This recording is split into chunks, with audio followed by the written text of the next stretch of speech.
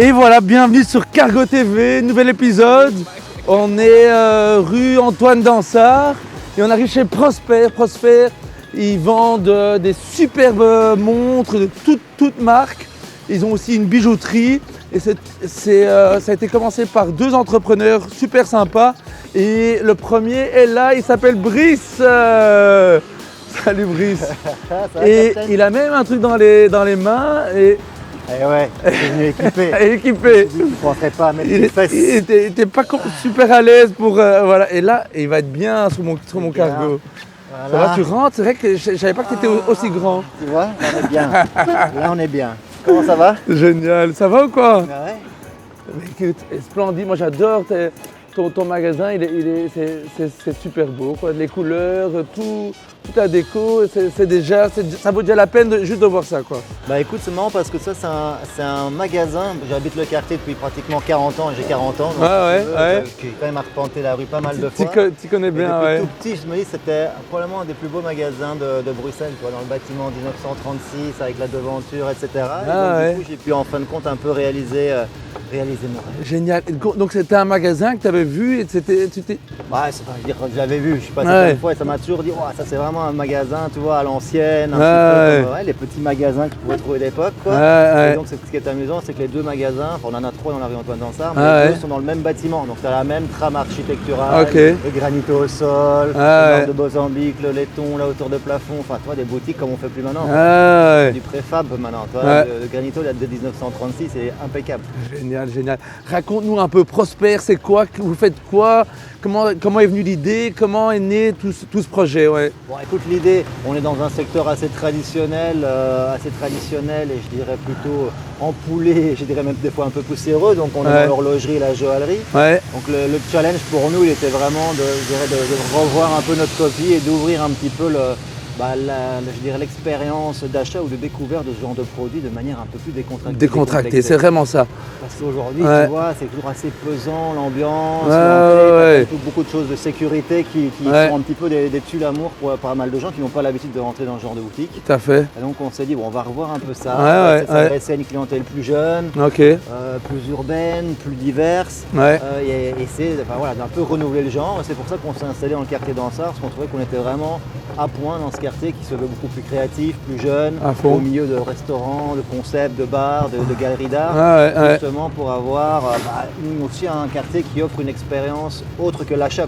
Complètement. Tu n'es pas obligé de venir acheter quelque chose ou de venir découvrir, et puis reprendre ta voiture ou pas ta voiture, peut-être un vélo cargo, et rentrer chez toi. Là, tu peux rester, aller boire avec tes copains, manger une gâche chez Gaston. Il y a tellement de trucs dans le quartier, le quartier est extra. Hein. Exact. Donc on a initié ça, excuse-moi de t'interrompre. Non, vas-y. En 2022, on a ouvert les 3 premières boutiques. 2022, Exactement, donc nous sommes 2024. Ok. Tu filmes qui va le présenter bien très rapidement.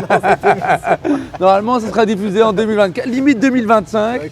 Donc, Bon, alors pour savoir, on est en décembre 2024. Voilà, comme ça, tout le monde est au courant. Décembre 2024. Quand tu m'avais parlé du projet, je pense déjà l'année passée, moi je voyais ça plutôt, tu vois, en été, en short. Ah, mais non! En Cleffer, c'est à son aise, et en fait, il m'a filé l'émission en plein hiver. Rien de tel, mais bon. C'est sympa aussi, il y a une certaine ambiance en hiver qu'on n'a pas l'été, on va dire. Et voilà, je voulais voir un peu les lampes. Et donc, 2022, donc ça fait 2 ans. Ça fait 2 ans. Ouais. Et donc, vous avez 3 boutiques.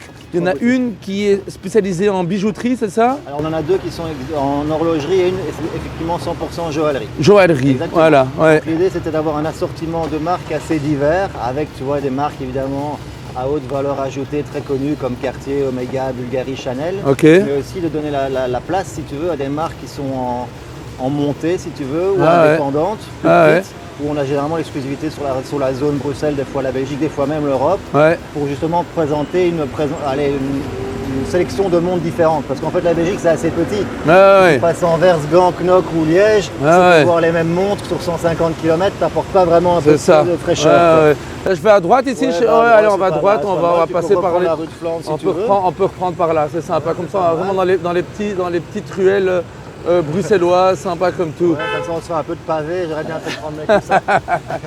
Donc ouais, c'était ça. Donc aujourd'hui, on a 13 marques horlogères, 12 marques joaillières dans notre sélection. Okay. On a des marques indépendantes, on a des marques suisses, allemandes, japonaises et même une marque chinoise, 100% chinoise, qui s'appelle Atelier One, qui est vraiment incroyable.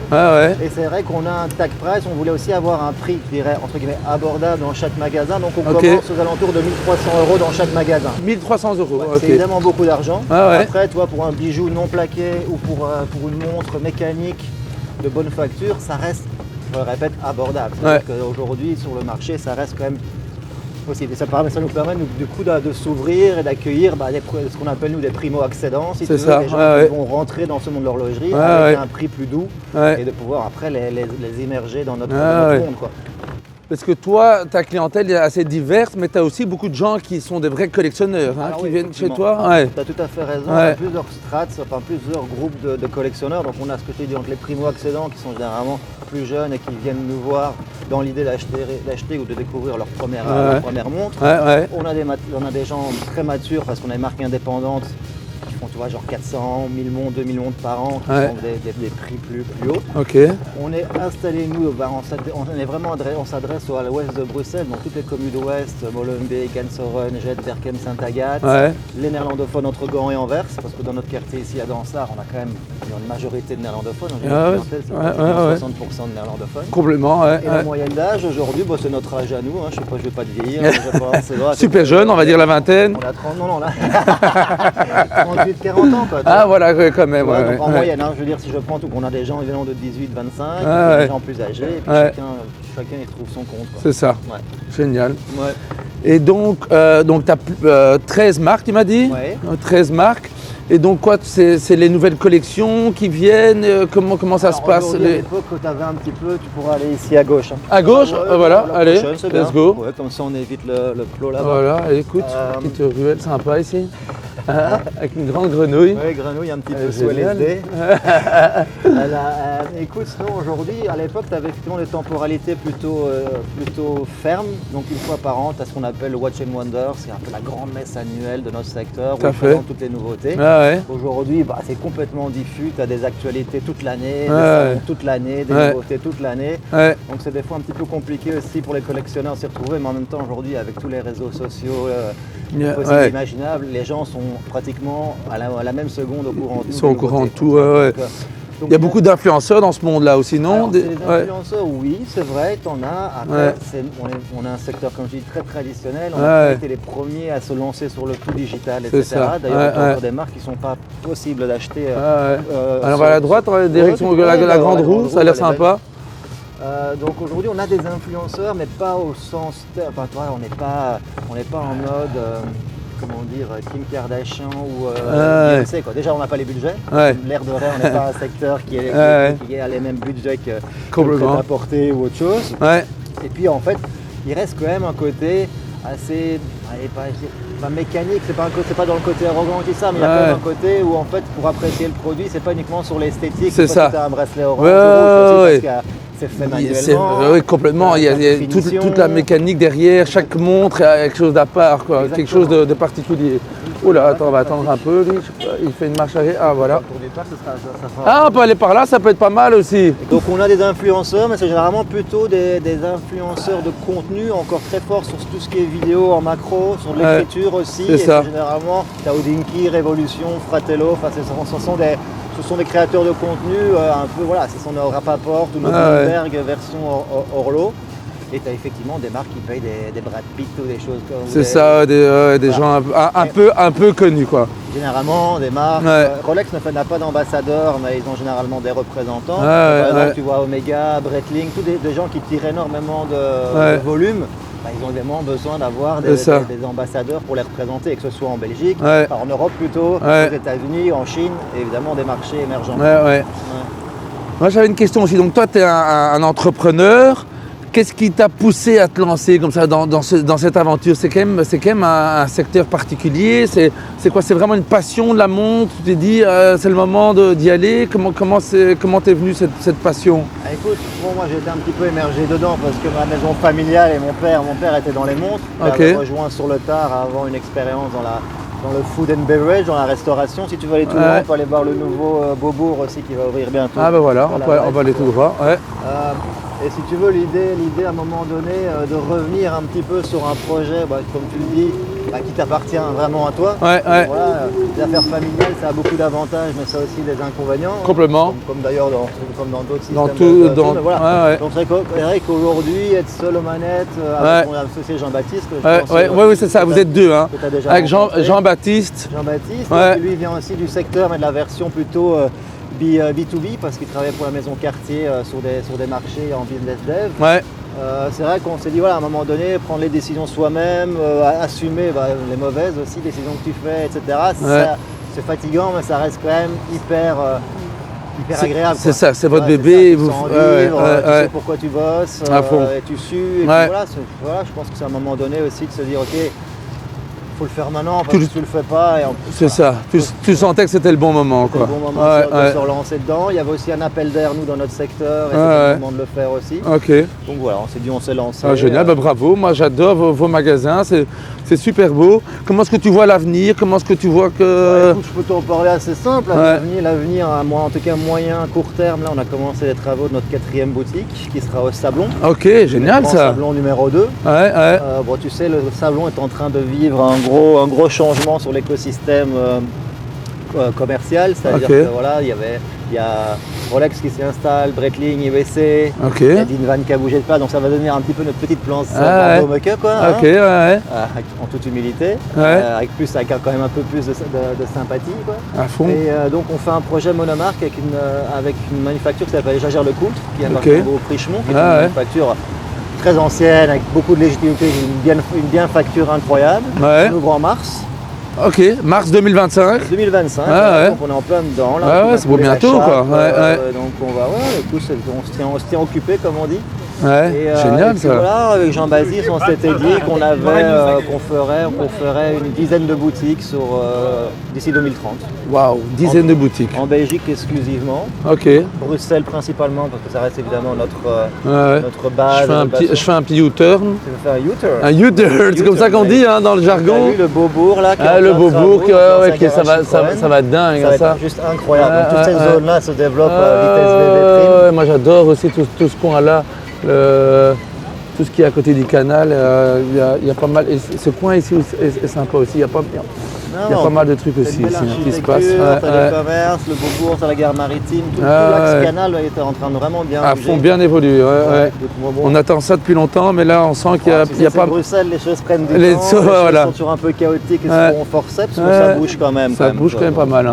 Qu'est-ce que moi je pourrais fait dans ton magasin, peut-être pas en vendre mais je pourrais peut-être en essayer quelques-unes, je sais pas, des trucs, quand tu me vois, tu me dis, lui, il irait bien avec telle ou telle montre, non? Écoute, moi je trouve le fait déjà de tout ton attirail, le fait que tu sois en cargo, le fait de ce que tu fais, je pense que tu vois une marque comme Grand Seiko, une marque japonaise, qui est vraiment un peu en dessous des radars, mais qui justement par les gros geeks connaissent tous, parce que c'est une marque avec un niveau de qualité de dingue, avec une poésie, si tu veux, dans leur savoir-faire, sur les cadrans, avec beaucoup de...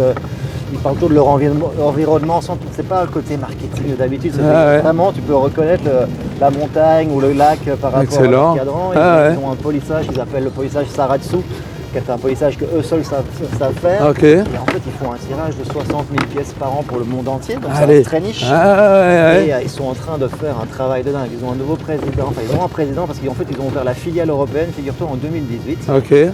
Qui est assez tard. Et ils ont un président qui s'appelle Frédéric Bondoux. Salut Frédéric. Salut Fred, si tu nous écoutes. On va essayer une de tes montres, donc voilà.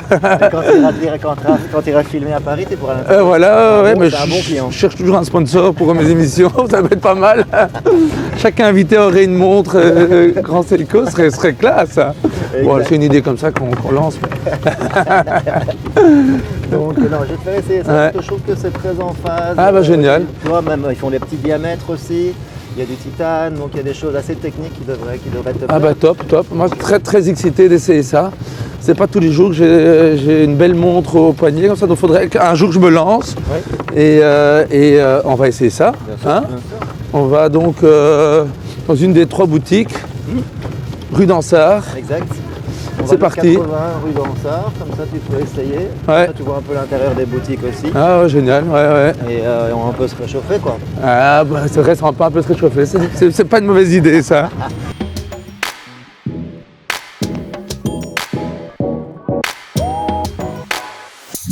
Ah merci Eddy. Waouh, canon, j'adore le style. Ça, le parterre comme ça, c'est très bruxellois ça. Hein. Ah, le granito, je pense que le gars il a dû faire fortune parce que dans le quartier, t'as que ça dans tous les T'as que immeubles. ça, ouais, j'adore La qualité des trucs, c'est 1936, c'était. C'est la marque ici que je te parle. Ah ouais, la fameuse marque, allez. La manufacture Gran Seiko. Ouais. Voilà. Splendide. Tu vois, Ah, c'est donc là, je canon. t'ai pris quelque chose d'assez Trop beau. particulier chez eux. Ouais. Et le nom avec les eaux verglacées, quoi, si tu veux. Une autre, c'est un remontage manuel avec Spring Drive. Spring Drive, c'est une technologie que Gran Seiko a développée. Comme tu le sais, l'excellence japonaise, ils ont envie d'avoir une accurance sur les montres la plus juste possible. Donc les tolérances pour le Swiss Made, c'est plus 3 moins 2 secondes par jour. C'est ce qui est toléré pour une montre mécanique. Avec le Spring Drive, c'est moins 1 seconde, plus 1 seconde par jour. C'est rien en une journée, mais après un mois, ça te fait pratiquement une demi-minute. Tu vois.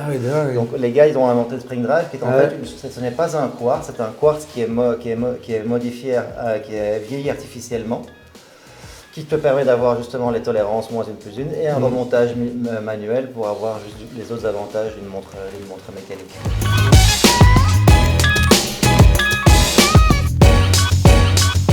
Tu la prends pas alors? Je reprends à mon désolé. Pas du tout. Un tout grand merci de m'avoir ouvert ton univers qui est juste splendide. Ça donne vraiment envie d'essayer plus de montres et de se lancer dans l'aventure des montres parce que c'est très très agréable pour un homme de porter une belle montre. Donc merci pour ça. Merci à toi. Et à une prochaine. Ciao.